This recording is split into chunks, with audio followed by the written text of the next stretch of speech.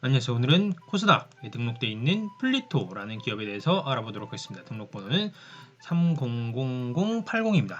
이 플리토라는 기업에 관심을 갖게 된 이유는 이 플리토라는 서비스를 제가 예전에 번역 서비스로 좀 이용을 해봤습니다. 제가 이제 IT 업종에 대한 경험도 있고 컨텐츠 업에 대한 경험도 있는데 이 플리토가 하고 있는 번역에 관한 AI 서비스는 미래에 정말 촉망받는 4차 산업의 군 중 하나라고 생각이 돼서 얘네가 과연 어떻게 하고 있는지를 좀 자세히 알아보고 싶었습니다.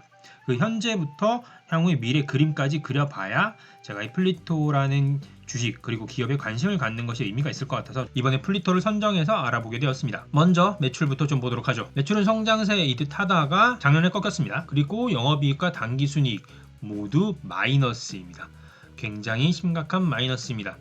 하지만 이 마이너스를 기존의 다른 제조업이나 유통 이런 업종이랑 똑같이 볼 필요는 없습니다. 애당초 그렇다라고 하면 상장 요건에서 탈락이 됐을 수도 있겠죠. 이 플리토는 어쨌거나 IT 서비스고 미래가 주목되는 업종에 속해 있기 때문에 적자임에도 불구하고 상장이 된 것이고요. 그렇다라고 하면 이 플리토가 그리고 있는 미래에 대해서 좀 더 현재 관점부터 알아보도록 하죠. 먼저 그들이 풀어낸 언어로 한번 그들의 업을 보도록 하겠습니다. 플랫폼을 통해 수집된 언어 데이터를 검수 및 정제 후 판매하거나 번역가 자원 및 자동화된 당사 시스템을 이용하여 번역 데이터 구축 서비스를 주로 영위하고 있다라고 이야기하고 있습니다. 그러니까 크게 두 가지 부분으로 나누어질 수가 있는데요. 수집된 언어 데이터를 검수 정제 후 판매하는 이 데이터 판매업이라고 할 수 있는 게 하나 있고요.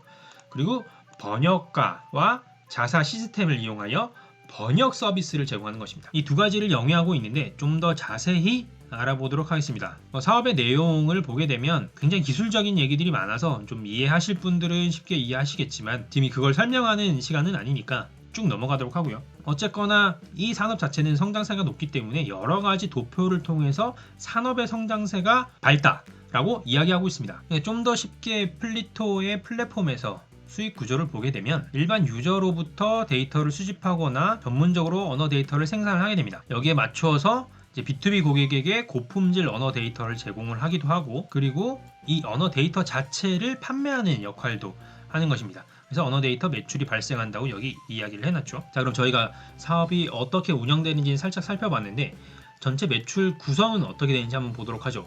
데이터 매출, 그러니까 플랫폼 내에 수집된 언어 데이터를 판매하는 서비스 같은 경우에는 전체 50%를 차지합니다. 플랫폼 매출, 그러니까 전문 번역이나 집단지성 등을 통해서 플랫폼 내에서 제공하는 언어 서비스인데요. 이건 역시 한 50% 정도 차지합니다.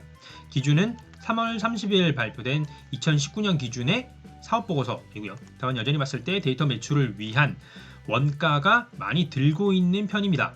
언어 데이터 수집을 위해서 좀 비용을 많이 쓰고 있다라고 보이는데요. 어떤 데이터업이든 초기에 데이터를 모으는데 굉장히 많은 비용이 들 수밖에 없습니다. 앞에서 매출의 특성을 구분에 따라서 한번 봤습니다. 그렇다면 이제 재무상태표랑 손익계산서를 통해서 실제 숫자를 좀 더 보도록 하겠습니다. 이 과거와 비교가 좀 힘든 부분이 바로 이 8기부터 상장이 되었기 때문에 굉장히 많은 유동자산과 부채의 변화가 있습니다. 그래서 이런 부분은 상장에 따른 변화이기 때문에 크게 짚고 넘어가기가 어려울 것 같고요. 하지만 상장했다라고 해서 손익계산서가 크게 바뀌진 않을 테니까 이 부분은 좀 짚어낼 수 있을 것 같습니다. 제8기의 매출이 굉장히 줄어든 것을 알 수가 있습니다. 하지만 이렇게 줄어든 이유는 2020년 1분기에 반영되는 매출이 좀 있기 때문인데요. 그것까지 감안해서 같이 보시면 될 것 같고요. 이와 동시에 저희가 봐야 할 부분은 바로 영업 손실 그리고 단기순 손실에 대한 부분입니다.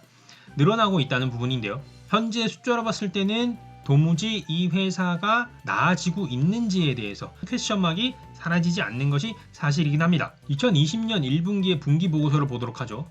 앞에서 살짝 말씀드렸던 것처럼 매출이 이쪽으로 이월된 부분이 있어서 1분기 매출이 많이 뛰었습니다. 그렇기 때문에 직접적으로 지난해 2019년 1분기와 비교가 좀 어려운 부분이 있습니다.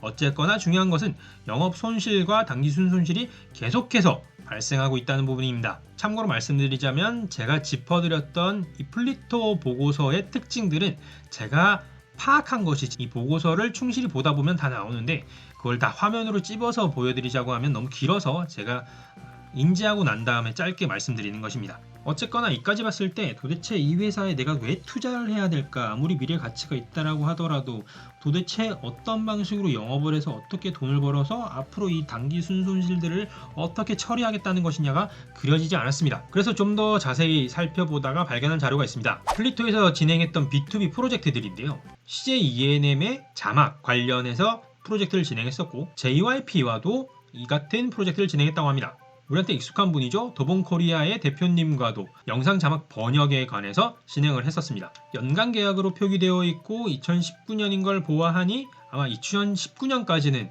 계약이 진행됐던 것 같습니다. 그러니까 이것을 보면서 저는 오히려 약간 미래에 대한 그림이 그려졌는데요. 저는 IT에 관한 경험도 있고 유튜브 컨텐츠도 지금 찍고 있고 컨텐츠 업종에 종사했던 경험도 있습니다.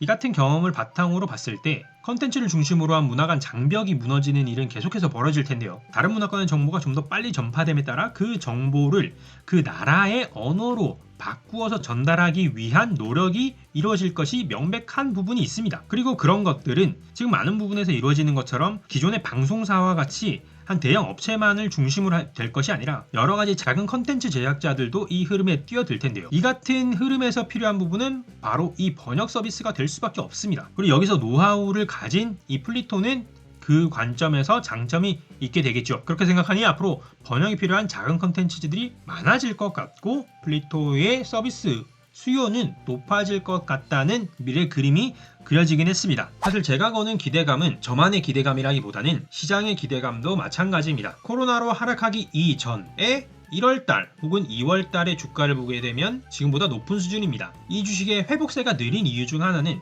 제가 추정하기에 IT이기도 하고 플랫폼이기도 하고 언택트이기도 하지만 기존에 자리를 잡고 있던 산업이 아니기 때문에 기존 산업들이 자리를 잡고 난 다음에 효과가 일어날 수 있는 부분이 있어서 아직까지 그 같은 경제적 기대가 주가에 반영되기는 이른 상황이라 반영되지 않은 것일 뿐 언젠가는 작년 하반기에 있었던 2만원 후반까지 가는 것이 그리 어려운 일이 아니라는 생각이 들었습니다. 분명한 것은 코로나 이후에 실물 경제에서 언택트와 4차 산업 등이 활성화될 것이고 여기에 속할 주식이 이 플리토기 때문에 그리 멀지 않은 시점에서 주가에 반영될 것이라고 생각합니다. 또 하나 수급에서 긍정적으로 보는 면은 바로 이 5일선과 21선입니다. 5일선이 살짝 무너지긴 했지만 그 추세가 유지되면서 상승되고 있고 가장 낮게 떨어지는 날도 21선이 무너지지 않는 상태에서 상승하고 있습니다. 그래서 이 주식을 유의 있게 보신다면 좀 길게 봤을 때 분명히 상승장을 맞이하지 않을까 싶어서 이 주식을 분류하게 되었습니다. 다음에 또 플리토에 대한 이슈가 있다면 찾아뵙도록 하고 다음에 새로운 주식으로 찾아뵙도록 하겠습니다. 감사합니다.